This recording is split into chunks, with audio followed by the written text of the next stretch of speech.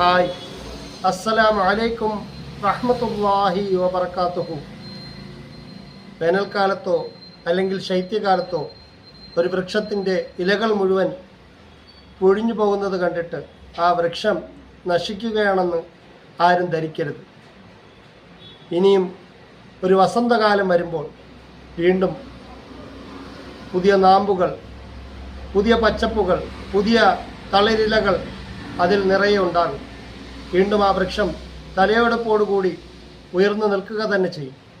ഇതുപോലെ ജീവിതത്തിൽ പരീക്ഷണത്തിൻ്റെ ചെറിയ കാറ്റുകൾ ഉണ്ടാകുമ്പോൾ, ഇലകൾ പൊഴിയുന്നത് പോലെ ചെറിയ ചെറിയ നഷ്ടങ്ങൾ ഉണ്ടാകുമ്പോൾ ആരും തളർന്നു പോകേണ്ടതില്ല. വീണ്ടും ജീവിതത്തിൻ്റെ വസന്തങ്ങളിൽ പുതിയ നാമ്പുകൾ, പുതിയ പ്രതീക്ഷകൾ, പുതിയ വിജയങ്ങൾ ഉണ്ടായിക്കൊണ്ടിരിക്കുക തന്നെ ചെയ്യും.